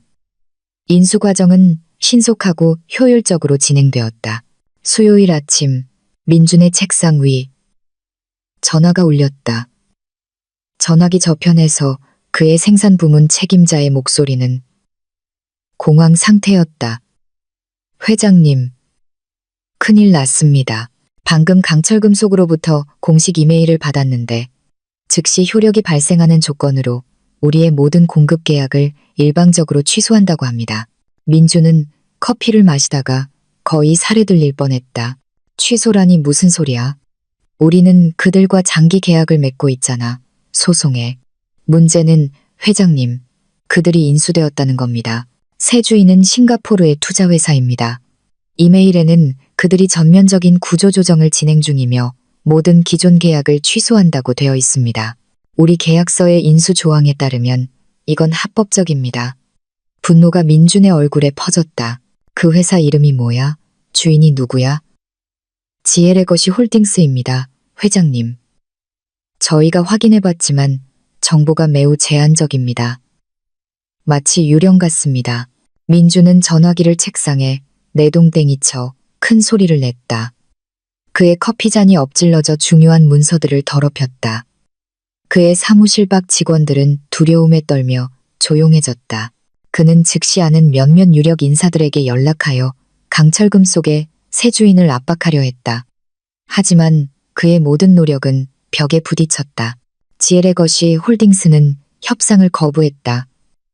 그들은 협박에 굴하지 않았다. 그의 주력 생산 라인은 이제 전면 중단될 위기에 처했다. 그는 해외에서 새로운 공급업체를 찾아야 했고 이는 수개월의 시간과 몇 배 더 비싼 비용이 들 것이었다. 그는 거칠게 욕을 내뱉었다. 그는 두렵지 않았다. 단지 화가 났을 뿐이다. 그에게 이것은 그의 성공을 질투하는 사업 경쟁자 중 하나의 소행이었다. 공격적이지만 흔한 사업상의 책략. 그는 이것이 그의 묻힌 과거와 관련이 있을 것이라고는 전혀 생각하지 않았다. 그는 이 문제를 해결할 수 있다고 확신했다. 그는 항상 그랬으니까. 그는 자신의 적을 과소평가했다. 그리고 그것이 그의 첫 번째 실수였다. 민준의 사무실에서 벌어지는 혼란에서 수천 킬로미터 떨어진 그녀의 소박한 아파트에서 서연은 노트북 앞에 앉아 있었다. 그녀는 금융뉴스 사이트를 열고 민준 회사의 주가 그래프를 보았다. 얇은 빨간 선이 아래로 움직이기 시작했다. 하락은 아직 크지 않았고 생산 문제에 대한 소문이 투자자들 사이에 퍼지기 시작한 결과로 단 몇 포인트에 불과했다. 하지만 서연에게 그 빨간 선은 세상에서 가장 아름다운 광경이었다. 그것은 첫 번째 핏방울이었다. 그녀는 아직 따뜻한 찻잔을 들어 올렸다. 그녀의 입술은 차갑고 계산적인 옅은 미소를 지었다. 체스판은 놓였고 첫 번째 졸이 전진했다. 첫 번째 단계는 성공적이었고 심지어 예상을 뛰어넘었다. 민준의 회사 내부의 혼란은 그들이 이용할 수 있는 작은 균열들을 만들어냈다. 하지만 최강우 변호사는 서연에게 외부 공격만으로는 충분하지 않다고 상기시켰다. 그들은 이제 막 그의 피부를 긁었을 뿐 아직 중요 장기에는 닿지 못했다. 민주는 공급망 방해만으로는 무너뜨리기에는 너무 교활했다. 그는 분명 많은 금융 비밀, 숨겨진 거래 또는 공식 장부 뒤에 깔끔하게 숨겨둔 불법 자산들을 가지고 있을 것이었다. 그 모든 것을 찾기 위해 그들은 내부자 또는 적어도 그의 가장 깊은 내부 서클에 있었던 사람이 필요했다. 우리는 민준이 어디에 시체를 묻었는지 아는 눈과 귀가 필요합니다. 최강우가 그들의 회의 중 하나에서 말했다. 과거에 그가 신뢰했다가 버린 사람이죠. 그날 밤 서연은 다시 어머니의 일기장을 펼쳤다. 이번에는 힘을 얻기 위해서가 아니라 이름을 찾기 위해서였다. 그녀는 민준의 사업 초기 몇 년에 대한 어머니의 기록이 담긴 페이지들을 넘겼다. 어머니는 사위를 위해 일했던 사람들에 대해 자주 썼다. 대부분의 이름은 그냥 지나쳤지만 어머니가 존경의 어조로 몇 번이나 언급한 한 이름에 그녀의 주의가 쏠렸. 김철수. 한 기록에서 어머니는 이렇게 썼다. 오늘 민준의 재무이사인 김철수 씨를 만났다. 정직하고 올곧은 사람이었다. 그는 나에게 재무보고서를 설명하면서 불편해 보였다. 그의 눈은 무언가 말하고 싶어 하는 것 같았지만 입은 굳게 닫혀 있었다. 나는 그가 민준의 사무실에서 유일하게 좋은 사람이라고 느꼈다. 다른 페이지. 몇 달 후. 어머니는 슬프게 썼다. 나쁜 소식. 민준이 김철수 씨를 해고했다. 이유는 실적이 나쁘다는 것이었다. 나는 믿지 않는다.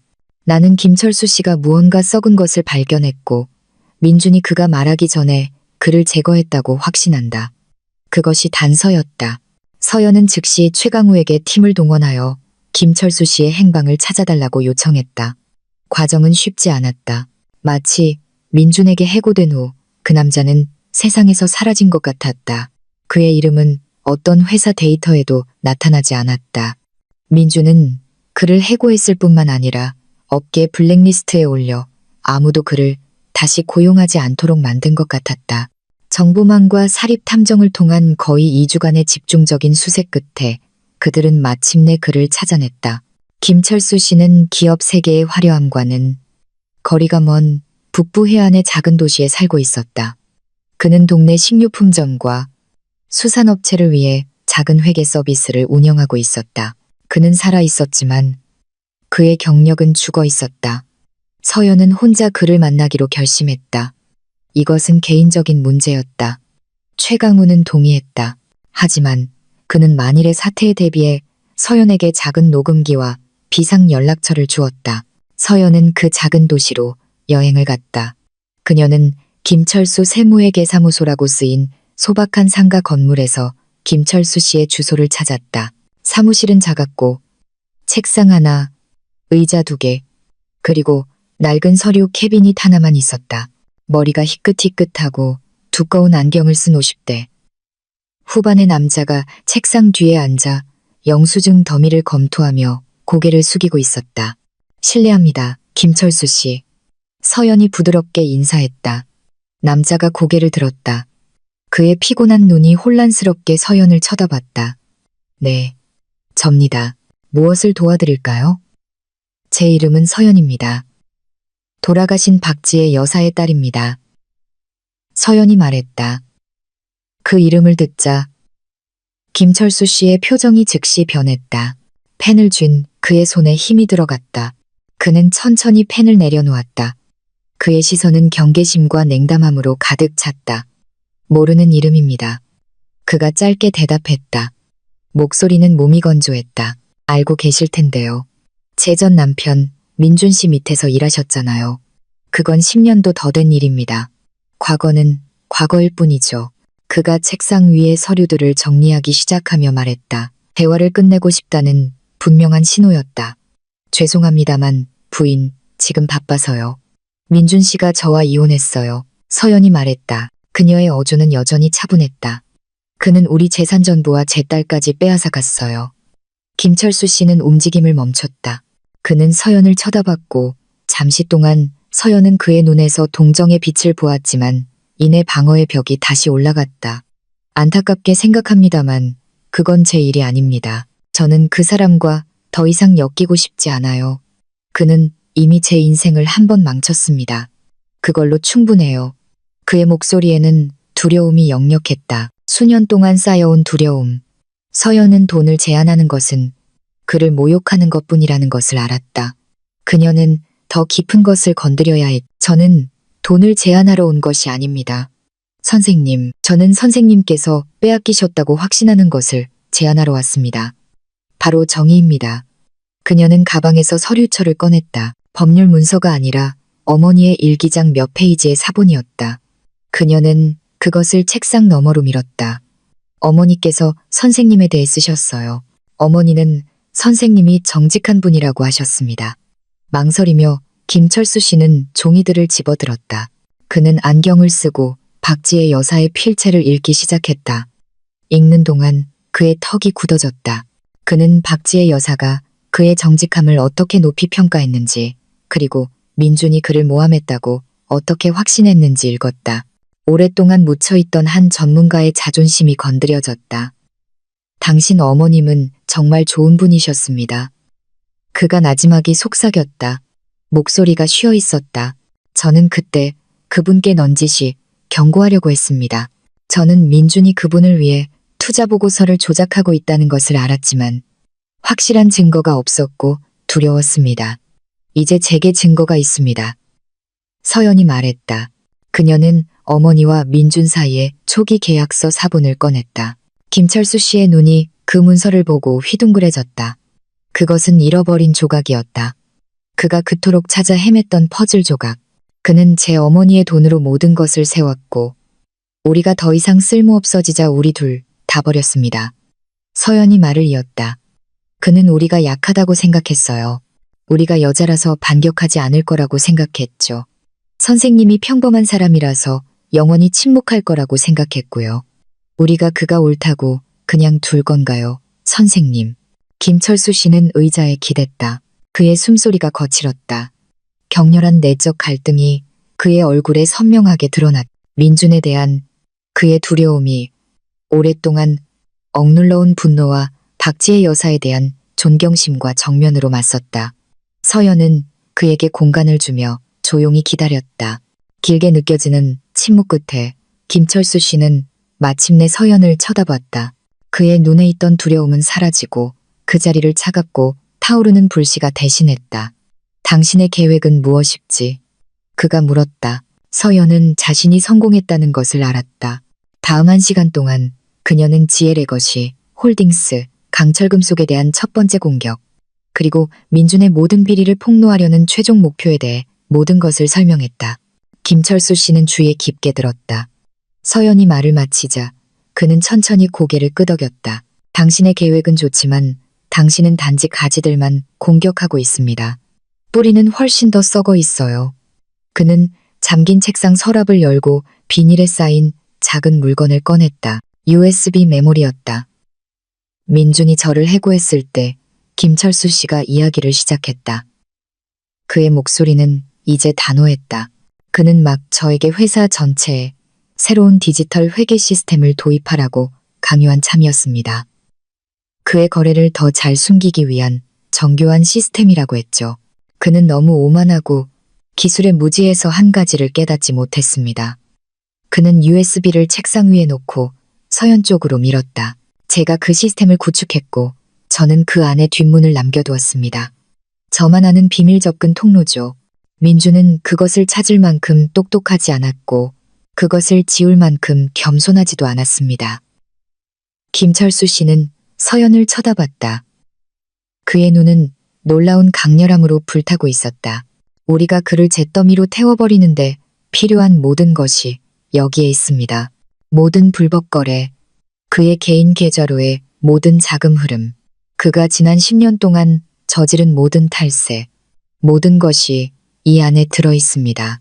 그들의 작전 본부는 이제 서연의 아파트에서 비급 오피스 빌딩 중 하나에 있는 무균 상태의 임대 사무실로 옮겨졌다. 그 방은 최강호의 사무실처럼 호화롭지는 않았지만 기술로 가득 차 있었다. 여러 개의 대형 모니터가 벽에 설치되어 주식시장 데이터, 서버 데이터 트래픽, 그리고 김철수 씨만이 이해하는 복잡한 다이어그램들을 보여주고 있었다. 이곳은 그들의 전쟁 상황실이었고 도시의 심장부에 숨겨진 신경 중심부였다. 세 사람 사이의 역학관계는 완벽하게 형성되었다. 최강우는 복잡한 법적 및 기업적 책략을 설계하는 위대한 전략가였다. 김철수 씨는 민준의 가장 어두운 비밀을 파헤치며 디지털 세계에서 움직이는 침투 전문가인 전술가였다. 그리고 서연, 그녀는 방향과 목표를 결정하는 지휘관이었고 그들 모두의 열정을 불태우는 불꽃의 원천이었다. 모든 주요 결정은 그녀의 승인을 거쳐야 했다. 김철수 씨의 USB는 판도라의 상자였다. 매일 그들은 전날보다 더 깊은 새로운 부패를 발견했다. 오랫동안 묻혀있던 그의 전문 기술로 김철수 씨는 외과 의사의 정밀함으로 그 뒷문을 탐색했다. 그는 서연과 최강우에게 민준이 다양한 조세, 피난처에 어떻게 껍데기 회사, 생태계를 만들었는지 보여주었다.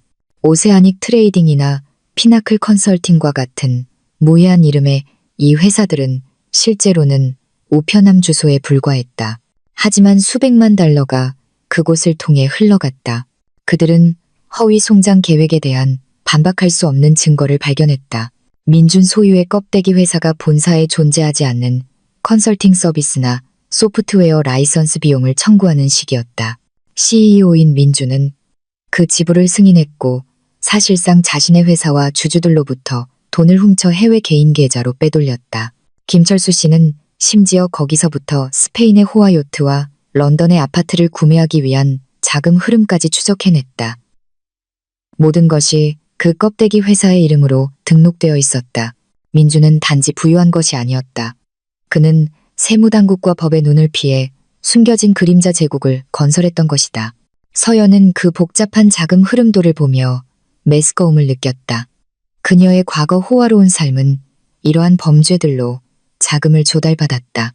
모든 비싼 드레스, 모든 호화로운 휴가, 모든 것이 더럽혀져 있었다. 하지만 그 메스꺼움은 곧 강철 같은 결심으로 바뀌었다. 이 모든 것이 탄약이었다. 이 새로운 증거 더미를 가지고 그들은 2차 공격을 개시했다. 이번 목표는 편집증을 유발하고 내부에서부터 민준의 명성을 훼손하는 것이었다.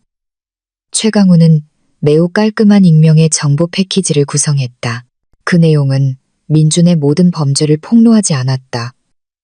단 하나의 특정 사건. 오세아닉 트레이딩과의 의심스러운 거래. 그 패키지는 언론이나 경찰에 보내지지 않았다. 최강우는 그것을 민준의 회사 이사회 멤버 중 단 2명에게만 비밀리에 보냈다. 그가 성실하고 민준의 통제하에 완전히 있지 않다고 알고 있는 사람들이었다. 메시지는 짧았다.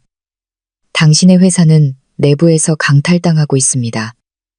이 법인과의 거래를 확인하십시오. 동시에 지에레거시 홀딩스는 주식시장에서 움직이기 시작했다. 그들은 민준의 회사 주식에 대해 공매도를 하여 가격이 하락할 것이라는 데 베팅했다.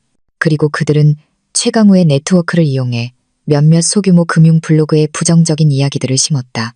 그 기사들은 회사의 부풀려진 가치평가와 재무보고서의 투명성 부족에 의문을 제기했다. 이 작은 이야기들은 바이러스처럼 퍼지기 시작했고 더 큰 언론 매체에 인용되었다. 이 양방향 공격의 효과는 그들이 기대했던 것과 정확히 같았다. 민주는 발밑의 땅이 흔들리기 시작하는 것을 느꼈다. 다음 이사회 회의에서 익명의 패키지를 받은 2명의 이사는 오세아닉 트레이딩에 대해 날카로운 질문들을 던지기 시작했다. 준비가 되어 있지 않았던 민주는 방어적으로 변했고 화를 냈다. 그는 그들이 불충하고 회사를 방해하려 한다고 비난했다. 그의 오만한 태도는 오히려 다른 이사들을 의심하게 만들었다.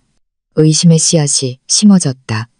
회의실 밖에서 그는 다른 문제에 직면했다. 그의 회사 주가는 뚜렷한 이유 없이 계속 하락했다. 시장 분석가들은 매도 추천을 내놓기 시작했다. 그는 재무 책임자를 꾸짖으며 무능하다고 비난했다. 분노와 편집증의 정점에서 그는 수년 동안 자신과 함께 일해온 충성스러운 사람인 재무이사를 해고했다. 그 충동적인 결정은 시장에 공황 신호를 보내 주가를 더욱 폭락시켰다. 민주는 이제 폭풍 속에서 자신의 구명보트를 불태우는 선장 같았다. 그는 적들에게 둘러싸여 있었지만 그들의 얼굴을 볼 수 없었다. 그는 주변의 모든 사람, 사업 파트너, 고위 직원, 심지어 그의 새 연인까지 의심하기 시작했다. 민준이 불타기 시작한 그의 제국의 불을 끄느라 바쁜 동안 최강우와 서연은 가장 개인적이고 가장 고통스러운 공격을 감행했다. 최강우는 유나의 양육권 결정을 재검토해달라는 신청을 가정법원에 공식적으로 제출했다. 근거는 첫 재판에서 그의 승리의 주된 기반이었던 민준의 성격과 안정성을 의심하게 하는 새로운 증거와 증인이 나타났다는 것이었다. 그 새로운 증인은 물론 김철수 씨였다. 신청서에 첨부된 선서 진술서에서 김철수 씨는 그 큰 금융 스캔들을 폭로하지 않았다. 그 탄약은 최종 전투를 위해 아껴두었다. 대신 그는 민준의 진짜 성격에 대해 증언했다. 그는 민준이 사업 파트너와 심지어 장모에게까지 상습적으로 거짓말을 했던 것을 이야기했다. 그는 민준이 사소한 문제에 대해 통제 불능의 분노를 폭발시켰던 몇몇 사건들을 상세히 설명했다. 그는 또한 민준이 부하 직원들에게 비윤리적인 행동을 하도록 의도적으로 조종하여 만성적인 조종적 행동 패턴을 보여주었다고 증언했다. 그의 증언은 이전 법정에서 보여주었던 차분하고 책임감 있는 아버지의 이미지와는 매우 다른 남자의 그림을 그렸다. 법원의 소환장은 어느 흐린 오후 민준의 책상에 도착했다. 그는 막 불안해하는 투자자들과의 긴장된 회의를 마친 참이었다. 그는 봉투를 거칠게 찢어 내용을 읽었을 때 그의 얼굴은 창백해졌다. 김철수 씨의 이름이 거기에 적혀 있었다. 그가 수년 전에 망가뜨리고 잊어버렸던 남자가 이제 무덤에서 일어나 그를 괴롭히고 있었다. 그는 손가락 마디가 하얘질 때까지 그 편지를 움켜쥐었다. 이것은 더 이상 익명의 사업 공격이 아니었다. 이것은 개인적인 공격이었다. 누군가가 이 모든 것을 조종하고 있었다. 누군가가 그의 삶을 조각조각 해체하고 있었다. 그의 사업 제국은 공격받고 그의 명성은 파괴되었다. 그리고 이제 서연에 대한 그의 승리의 유일한 상징이었던 유나마저 빼앗길 위기에 처했다. 성공으로 가득 찬 그의 삶에서 처음으로 민주는 진정한 두려움을 느꼈다. 폭풍은 더 이상 다가오고 있지 않았다. 폭풍은 그의 머리 바로 위에 도착해 있었다. 민주는 얇은 얼음 위를 걷는 기분이었다. 매일 새로운 나쁜 소식이 들려왔다. 모든 전화 통화는 잠재적인 위협이었다. 이 혼란 속에서 그의 홍보팀은 소문을 잠재우고 모든 것이 통제되고 있다는 것을 보여주기 위해 대중 앞에 얼굴을 계속 비추라고 조언했다. 상류층을 위한 연례자선 경매 행사가 완벽한 무대가 되었다. 그는 참석하여 자비롭고 강하며 시장의 동요에 영향을 받지 않는 모습을 보여야 했다. 그에게 이것은 고통스러운 의무였다. 한편 서연에게 이 행사는 기회였고 그녀가 자신의 연극 다음막을 위해 준비한 무대였다. 지엘레거시 홀딩스를 통해 그녀는 그 행사의 주요 기부자 중 한 명이 되어 맨 앞줄의 VIP 테이블에 앉을 수 있는 접근권을 얻었다. 그녀의 입장권은 돈이 아니라 그녀가 조용히 쌓아온 새로운 권력이었다. 그날 밤 서연은 차분한 의식으로 자신을 준비했다. 그녀는 더 이상 자신감을 느끼기 위해 화려한 드레스가 필요하지 않았다. 그녀는 짙은 남색의 소박한 이브닝 드레스를 선택했다. 재단은 우아하고 눈에 띄지 않았다. 그녀의 짧은 머리는 깔끔하게 정돈되었다. 화장은 최소한으로 했다. 이제 날카롭고 계산적으로 변한 그녀의 눈빛을 강조하기에 충분할 정도였다. 그녀가 거울에 비친 자신의 모습을 보았을 때 그녀는 더 이상 자신의 집 대리석 바닥에서 울던 연약한 여성의 흔적을 볼 수 없었다. 거기에는 복수의 설계자, 상대방 왕과 직접 대면할 준비가 된 자신의 체스판 위여왕이 서 있었다. 5성급 호텔의 연회장은 크리스털 샹들리에의 빛, 값비싼 향수와 맛있는 음식 냄새가 공기 중에 섞여 반짝였다. 도시의 엘리트들이 모여 서로 거짓 미소와 공허한 인사를 나누었다. 서연은 시선을 끄는 평온함으로 그 방으로 들어섰다. 몇몇 사람들이 그녀를 쳐다보며 익숙하지만 낯설게 느껴지는 얼굴을 알아보려고 애썼다. 함께 참석한 최강우 변호사는 서연이 이 나라에서 기회를 찾고 있는 새로운 외국인 투자자의 대표라는 소문을 퍼뜨리는 임무를 훌륭하게 수행했다. 그녀는 더 이상 민준의 전처가 아니라 신비로운 새로운 플레이어였다. 민준은 방 건너편에 서서 손에 샴페인 잔을 들고 있었다. 그의 얼굴은 억지 미소 뒤에 피곤해 보였다. 그는 늙은 은행가와 이야기하며 자신의 회사 상황이 안정적이라고 설득하려 애쓰고 있었다. 바로 그때 그의 눈이 무심코 입구 쪽을 훑었다. 그는 짙은 남색 드레스를 입은 한 여인이 우아하고 자신감 넘치는 자세로 서 있는 것을 보았다. 그 여자에게서 무언가 익숙함이 느껴졌다. 그는 기억해내려 했으며 눈을 가늘게 떴다. 그의 심장이 잠시 멎었다. 설마 서연이라고. 그의 손에 들린 잔이 입술로 향하던 중간에 멈췄다. 그의 세상이 느려지는 것 같았다. 그것은 분명 서연이었지만 동시에 그가 알던 서연이 아니었다. 그가 기억하는 서연은 항상 그에 대한 경외심으로 눈을 빛내던 순종적인 여자. 그의 존재 없이는 시들었을 여자였다. 눈앞에 이 여자는 달랐다. 그녀의 눈은 더 이상 숭배하지 않았고 대신 꿰뚫는 듯한 날카로움으로 똑바로 쳐다봤다. 그녀의 아우라는 필요가 아닌 힘을 발산했다. 민주는 등골이 서늘해지는 것을 느꼈다. 저 여자가 여기서 내 세상에서 뭘 하고 있는 거지? 서연은 민준의 얼굴에 나타난 충격을 보았다. 그녀는 그 순간이 스며들도록 내버려 두었다. 그녀는 바로 그에게 다가가지 않았다. 대신 우아하게 걸어가 최강우가 소개시켜준 몇몇 재계 인사들에게 인사했다. 그녀는 작게 웃고 고개를 끄덕이고 악수했다. 그녀는 민준과 다른 모든 사람들에게 자신이 이곳에 있을 자격이 있다는 것을 보여주었다.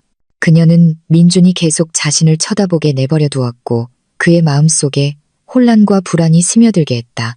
민준에게는 영혼처럼 느껴졌던 몇 분 후 서연은 마침내 그를 향해 움직였다. 그녀는 서두르지 않는 걸음으로 걸었다. 군중이 마치 그녀에게 길을 열어주는 것 같았다. 민준은 자동차 헤드라이트에 얼어붙은 사슴처럼 그저 굳어서 있을 수밖에 없었다. 민준 씨, 그녀가 그의 앞에 도착했을 때 서연이 불렀다. 그녀의 목소리는 차분하고 평탄했으며 읽을 수 있는 감정이 없었다. 아름다운 밤이네요. 그렇죠. 민준은 목소리를 찾는데 잠시 시간이 걸렸다. 서연 씨, 여기서 뭐 하는 거야? 그가 물었다. 그의 목소리는 약간 쉬어 있었다. 서연은 옅은 미소를 지었다. 밤을 즐기고 있죠. 멋진 행사네요. 기부를 꽤 많이 했다고 들었어요. 그녀가 말했다. 그녀의 눈은 민준의 눈을 똑바로 쳐다봤다. 특히 회사 사정이 좋지 않을 때 그렇게 많은 돈을 내는 건 힘들었겠어요. 그것은 차가운 정밀함으로 날아간 첫 번째 일격이었다. 민준의 얼굴이 굳어졌다. 그는 남은 오만함을 다시 끌어모으려 애썼다. 내 사업은 문제없어. 헛소리하지 마. 이런 곳에 들어올 돈은 어디서 났지? 사람들이 올바른 곳에서 찾기 시작하면 무엇을 발견할 수 있는지 알면 놀랄 거예요. 서연이 대답했다. 그녀의 어조는 수수께끼 같았다. 그녀는 그러고 나서 비밀을 나누려는 듯 몸을 약간 더 가까이 기울였다. 하지만 유감스럽네요. 당신 주식은 계속 떨어지고 있고 이 사회는 불안해하고 있죠. 중요한 공급법체는 갑자기 사라졌고요. 정말 불운한 일이네요. 모든 단어는 민준의 방어막을 내리치는 작은 망치였다. 그는 이 여자가 자신의 문제에 대한 세부 사항을 알고 있다는 것을 알았다. 이것은 우연이 아니었다. 어쩌면 서연이 거의 속삭임에 가까운 더 낮은 목소리로 말을 이었다. 도둑질한 땅 위에 궁전을 지어서는 안 됐어요.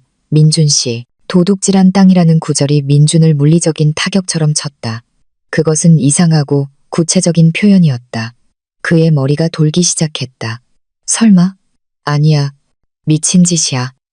서연은 이 모든 것을 할 능력도 자원도 없었다. 민준의 얼굴에 나타난 의심과 혼란을 보고 서연은 마지막 한 번의 밀침, 남편의 마음속에 있는 공포의 문을 열 열쇠 하나가 필요하다는 것을 알았다. 그녀는 몸을 더 가까이 기울였다. 그녀의 목소리는 이제 파티의 소음 속에서 그들 둘에게만 들렸다.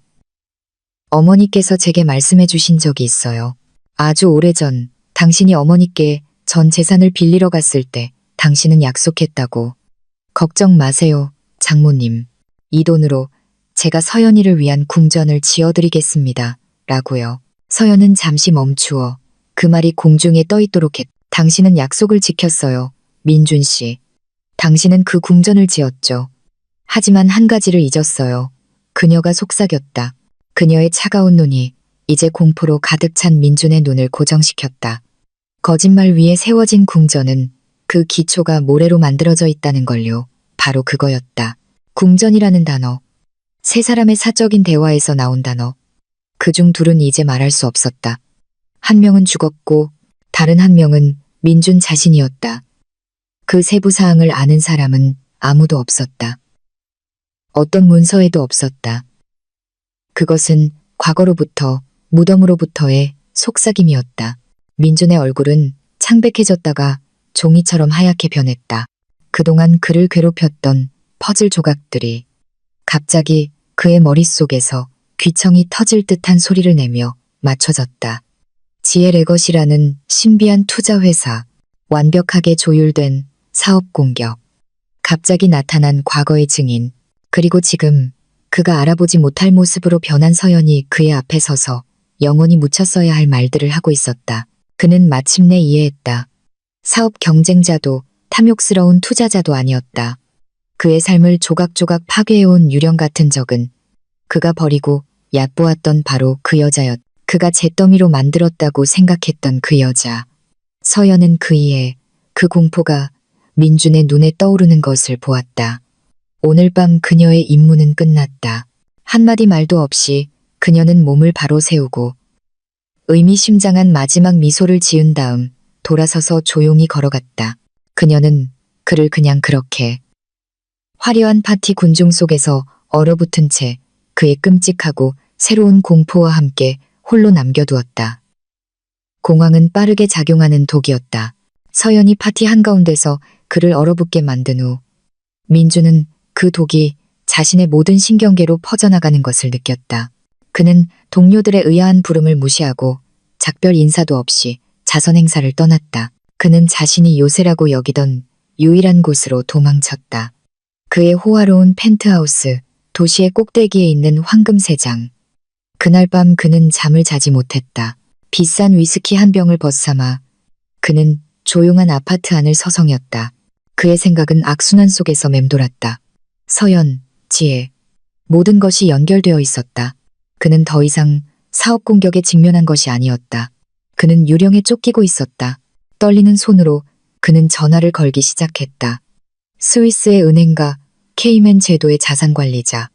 그는 자금을 이동하고 포지션을 청산하고 흔적을 지우라는 공황적인 명령을 내렸다. 그는 자신의 그림자 제국 주위에 방어벽을 쌓으려 했지만 적이 이미 성벽 안에 있다는 것을 깨닫지 못했다. 그는 자신의 보안 책임자에게 연락하여 서연을 감시하라는 모호한 명령을 내렸다. 절망에서 비롯된 은밀한 위협. 하지만 그의 모든 노력은 이미 늦었다. 동이 막 트려하고 있었고 서연의 군대는 기습 공격을 개시할 준비가 되어 있었다. 다음 날 아침 지옥이 펼쳐졌다. 주식시장이 열리는 오전 9시 정각 최강우 변호사의 팀은 동시에 파괴적인 3갈래 공격을 감행했다. 첫째, 그들은 500페이지에 달하는 민사소송장을 지방법원에 제출했다. 소송은 더 이상 단순한 혐의가 아니었다. 김철수 씨의 USB에서 나온 수백 개의 증거 첨부물로 뒷받침되는 상세한 기소장이었다. 모든 불법 거래, 모든 허위 송장, 모든 불법 자금 흐름이 임상적, 정밀함으로 제시되었다. 요구사항은 어머니의 초기 자본 반환뿐만 아니라 수십억 원의 손해배상과 사기 수익으로 입증된 모든 자산의 압류였다. 둘째, 동시에 최강우의 팀은 민준의 모든 개인 및 회사 자산을 동결해달라는 긴급 신청을 판사에게 제출했다. 그들은 민준이 도주 위험이 높고 증거를 인멸할 가능성이 크다고 주장했다. 그렇게 강력한 초기 증거 더미를 바탕으로 판사는 일시간도 채 되지 않아 그 신청을 승인했다. 그날 아침 민준이 자신의 주 계좌에서 자금을 이체하려고 했을 때 그는 거래가 거부되는 것을 발견했다. 그의 신용카드는 작동하지 않았다. 그의 금융제국은 순식간에 완전히 마비되었다. 셋째, 그리고 가장 치명적인 것은 최강우 변호사가 자신의 법률 사무소 로비 앞에서 기자회견을 열었다는 것이다. 주요 언론사의 수십 명의 기자들 앞에서 최강우는 피에 굶주린 변호사의 이미지를 보이지 않았다. 대신 그는 강력하고 동정적인 서사를 제시했다. 우리는 오늘 여기에 한돌아가신 어머니 박지혜 여사님을 위한 정의를 찾기 위해 섰습니다. 그는 차분하고 위험 있는 목소리로 시작했다. 딸에게 유산으로 남겨졌어야 할 평생의 저축 전부를 사위에게 빼앗겨 사업 제국을 건설하는 데 사용된 소박한 선생님이셨습니다. 그 이야기는 완벽했다. 이름 없는 영웅인 과부, 학대받는 딸, 그리고 잔인하고 탐욕스러운 사업가. 그 뉴스는 폭탄처럼 터졌다. 몇 시간 만에 민준의 이름은 실시간 검색어 순위에 올랐다. 성공의 아이콘으로서가 아니라 사기와 가족 배신의 상징으로서 민준의 세계는 산산조각 났다. 증권거래소에서 그의 회사 이름은 거래가 정지되었다. 투자자들은 공황 상태에 빠졌다. 예전에 그에게 아첨하던 사업 동료들은 이제 그의 전화를 받지 않았다. 이사회는 즉시 그의 부재하에 긴급회의를 열고 내부 조사 결과를 기다리는 동안 민준을 모든 직위에서 해임했다는 공개 성명을 발표했다. 그들은 회사에 남은 것을 구하기 위해 그를 버렸다. 예전에 그를 쫓던 사교계 명사들은 이제 그를 가장 뜨거운 가십거리로 삼았다. 그는 하룻밤 사이에 버림받은 자가 되었다. 절망 속에서 그는 자신이 얼마나 비열해질 수 있는지를 보여주는 한 가지 일을 했다. 그는 서연에게 전화를 걸었다. 서연이 받지 않자 그는 분노와 위협으로 가득 찬 음성 메시지를 남겼다. 네가 이길 수 있을 것 같아, 서연. 내 인생을 망쳐놨어. 네가 절대 행복하지 못하게 만들 거야. 끝까지 너와 싸울 거야. 그의 공허한 위협은 최강우에게 또 하나의 증거가 되었고 그는 즉시 그것을 이용해 민준이 서연과 유나에게 100m 이내로 접근하는 것을 금지하는 임시 접근 금지 명령을 받아냈다. 민준은 이제 완전히 고립되고 무력해졌다. 그의 몰락의 정점, 그의 마지막 전투는 웅장한 상업법정이 아니라 그가 한때 오만하게 승리했던 바로 그 가정법원 법정에서 일어났다. 분위기는 매우 달랐다. 이번에는 방위 취재가 허용된 기자들의 카메라 플래시로 가득 찼다. 민준은 의자에 앉아 있었다. 더 이상 비싼 정장이 아니라 구겨져 보이는 평범한 정장을 입고 있었다. 그의 얼굴은 수척했고 시선은 텅 비어 있었다. 방 건너편에는 서연이 최강우의 옆에서 차분하고 꼿꼿하게 앉아 있었다. 그녀는 흰색의 소박한 블라우스를 입고 조용한 힘의 아우라를 발산했다. 재판을 주재하는 판사는 같은 사람이었다. 그는 실망과 혐오가 섞인 읽기 어려운 표정으로 민준을 쳐다봤다. 이번 재판은 빠르게 진행되었다. 최강우는 그 복잡한 금융 증거들을 제시할 필요조차 없었다. 그는 판사에게 모든 전국 언론의 헤드라인 뉴스만 보여주면 되었다. 이제 대중적 지식이 된 사기 스캔들. 그는 김철수 씨를 증인석으로 불렀고 그는 차분하고 신뢰성 있게 민준의 조종적이고 부정직한 성격에 대한 자신의 증언을 재확인했다. 존경하는 재판장님, 최강우는 최종 변론에서 주장했다. 이전 판결의 근거는 민준 씨가 안정적이고 책임감 있는 인물이라는 가정에 있었습니다. 반면 제 의뢰인은 그렇지 않았죠. 오늘 온 나라가 그 가정이 가장 깊은 거짓의 기반 위에 세워졌다는 것을 알고 있습니다. 이 남자는 장모, 아내, 회사, 그리고 대중을 속였습니다. 어떻게 법원이 도덕성이 파산한 것으로 입증된 사람에게 아이를 계속 맡길 수 있겠습니까? 민준에게 말할 기회가 주어졌지만 그가 할 수 있는 말은 더 이상 없었다. 그의 모든 오만함은 사라지고 비참한 절망이 그 자리를 대신했다. 그는 음모와 거짓말에 대해 중얼거릴 수밖에 없었지만 그의 말은 공허하게 들렸다. 판사는 결정을 내리는데 오랜 시간이 걸리지 않았다. 그는 민준을 날카롭게 쳐다봤다. 이 법정은 조작된 정보에 근거하여 큰 실수를 저질렀습니다. 이제 진실이 밝혀졌습니다. 망치가 다시 내리쳐졌지만 이번에는 그 소리가 서연의 귀에 음악처럼 들렸다. 이전 양육권 판결은 취소됩니다. 유나라는 이름의 아동에 대한 완전한 양육권은 친모인 서연 씨에게 주어집니다. 지금 즉시 효력이 발생합니다. 체크메이트. 법원 건물 밖에서 기자 군중이 즉시 민준을 시체 청소봇의 떼처럼 둘러쌌다. 그는 그들을 뚫고 나가려다 비틀거렸다. 그의 패배한 얼굴은 수십 개의 카메라에 담겼다. 그 혼란 속에서 그는 보았다. 몇 미터 떨어진 곳에서 법원 직원이 옆문으로 유나를 데리고 나왔다. 작은 소녀는 약간 두려워 보였지만 엄마를 보자 눈이 즉시 빛났다. 엄마. 서연은 무릎을 꿇고 팔을 벌렸다. 유나는 그녀의 품으로 달려들었다. 서연은 딸을 힘껏 껴안고 그 작은 머리카락에 얼굴을 묻고 그토록 그리워했던 향기를 들이마셨다. 안도와 행복의 눈물이 마침내 그녀의 뺨을 타고 흘렀다. 그녀는 고개를 들었고 그녀의 눈은 마지막으로 민준의 눈과 마주쳤다. 기자 군중 너머로 민준은 그녀를 쳐다봤다. 더 이상 승리의 눈빛이 아니라 완전한 파멸의 눈빛으로. 그는 돈, 권력을 잃었고 이제 막 그에게 의미를 부여했던 마지막 것을 빼앗기는 것을 목격했다. 서연은 그에게서 얼굴을 돌렸다. 더 이상 그에게 단 1초의 관심도 주지 않았다. 그녀는 작은 팔로 그녀의 목을 꼭 감싸는 유나를 안아들었다. 다 끝났어, 아가. 서연이 나지막이 속삭였다. 그녀의 목소리는 단호했다. 이제 집에 가자. 그녀는 과거의 폐허를 뒤로하고 새로운 새벽을 향해 걸어갔다. 몇 달 후 삶은 차분하고 희망에 찬 새로운 리듬을 찾았다. 서연은 자신이 한때 죄수였던 유리 궁전으로 돌아가지 않았다. 자산이 법적으로 그녀의 손에 돌아온 후 그녀의 첫 번째 조치 중 하나는 그 웅장한 집과 그 안의 모든 것을 파는 것이었다.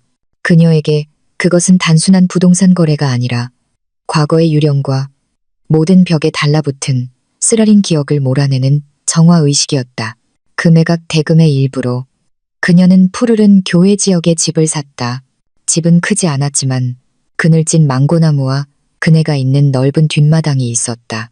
벽은 따뜻한 색으로 칠해졌고 모든 방은 햇빛과 유나의 웃음소리로 가득 찼다. 그것은 궁전이 아니라 집이었다.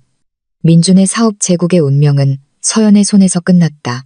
회사의 기반이 된 초기 자본에 대한 권리 보유자로서 그녀는 사실상 주요 지배자가 되었다. 하지만 그녀는 오점이 있는 회사를 이끄는데 관심이 없었다. 그녀는 수천 명의 무고한 직원들에게 해를 끼칠 복수의 길을 거부했다. 최강우와 전문가 팀과 협력하여 그녀는 전면적인 구조조정을 단행했다. 그녀는 민준의 측근이었던 모든 부패한 경영진을 제거한 다음 모든 하위 직원을 유지해야 한다는 조건으로 윤리적 실적이 좋은 유명 컨소시엄에 자신의 대주주 지분을 매각했다. 그녀는 책임감 있는 방식으로 과거와의 관계를 끊었다. 그 매각으로 그녀는 거짓의 오점 없는 깨끗하고 합법적인 부를 얻었다. 민준에게는 그의 업보가 빠르고 철저하게 찾아왔다. 서연의 민사소송이 그의 모든 비리를 드러낸 후 검찰이 개입했다. 서연과 김철수 씨가 수집한 증거는 무시하기에는 너무나 강력했다. 민준은 사기, 횡령, 탈세에 이르기까지 다양한 형사 혐의로 기소되었다. 짧은 재판에서 그는 유죄 판결을 받았다. 서연은 텔레비전에서 그 소식을 보았다. 수천만 원짜리 정장을 입고 그렇게 오만했던 남자가 이제 주황색 죄수복 조끼를 입고 피고인석에 서 있었다. 그에게 내려진 15년 징역형 선고를 들으며 그는 모든 것, 재산, 자유, 그리고 가족을 잃었다. 그의 후회는 만약 있었다면 너무 늦게 찾아왔다. 과거가 정리되자 서연은 미래를 건설하는데 모든 에너지를 집중했다. 어머니로부터의 가장 큰 유산은 돈이나 주식이 아니라 힘과 정의에 대한 교훈이었다. 그 교훈을 기리기 위해 그녀는 지혜 나눔 재단을 설립했다. 재단은 크지 않았지만 그 임무는 매우 명확했다. 과거의 자신과 같은 상황에 처한 여성들, 금융폭력과 가정 내 불의의 희생자들에게 무료 법률 지원과 금융 상담을 제공하는 것. 소박하지만 따뜻한 재단 사무실 개소식 날, 그녀의 가까운 사람들이 모였다. 이제 그녀의 친구가 된 최강우 변호사는 재단의 법률 자문위원으로 위촉되었다. 그리고 김철수 씨는 자랑스럽게 재단의 재무관리자 직책을 수락했다. 그의 얼굴에는 더 이상 과거의 쓴맛이 아니라 새로운 열정과 목표로 가득 차 있었다. 그의 명예는 완전히 회복되었다. 짧은 연설에서 서연은 복수에 대해 이야기하지 않았다. 그녀는 희망에 대해 이야기했다. 이 재단은 제 어머니의 이름으로 설립되었습니다. 그녀의 목소리는 맑고 강했다. 어머니는 제게 가장 척박한 땅에서도 약간의 용기만 있다면 새로운 정원을 가꿀 수 있다고 가르쳐 주신 분입니다. 그녀의 삶은 이제 소중한 작은 순간들로 가득 찼다. 아침에는 유나를 학교에 데려다주고 낮에는 재단에서 일하며 다른 여성들이 자신의 힘을 찾도록 돕고 오후에는 집 뒷마당에서 놀았다. 그녀는 유나에게 해바라기 심는 법을 가르쳤다. 꼭 예전에 어머니가 그녀에게 가르쳐 주셨던 것처럼 딸의 웃음소리는 그녀의 세상에서 가장 아름다운 음악이 되었다. 이별의 트라우마는 유나에게서 서서히 사라지고 무한한 안정감과 사랑으로 대체되었다. 어느 해 저녁, 서연은 집 뒤 테라스에 앉아 있었다. 손에는 따뜻한 차 한 잔. 그녀는 그네에서 신나게 놀고 있는 유나를 바라봤다. 그녀의 머리카락이 석양빛에 반짝였다. 그녀의 무릎 위에는 낡은 가죽 표지의 어머니 일기장이 놓여 있었다. 그녀는 더 이상 분노나 슬픔으로 그것을 읽지 않았다. 대신 감사함으로 읽었다. 그녀가 겪은 여정은 너무나 힘들고 고통스러웠다. 그녀는 가장 낮은 곳으로 떨어졌고 모든 것을 잃었으며 홀로 싸워야만 했다. 하지만 그 과정에서 그녀는 자신의 것을 되찾았을 뿐만 아니라 훨씬 더 소중한 것, 바로 자기 자신을 발견했다. 그녀는 자신이 가지고 있는지 몰랐던 힘, 그녀의 피 속에 물려받은 강인함을 발견했다. 그녀가 지금 가진 부는 단지 도구일 뿐이었다. 그녀의 진정한 유산은 절망을 희망으로 바꾸는 능력이었다. 자신뿐만 아니라 다른 사람들을 위해서도 그녀는 미소 지었다. 진심 어린 평화로운 미소. 그녀의 삶에 새로운 새벽이 찾아왔다. 운명이나 행운 때문이 아니라 그녀 자신이 어둠을 걷어내기 위해 싸웠기 때문이다. 그리고 그 새벽빛은 너무나 따뜻하고 아름답게 느껴졌다.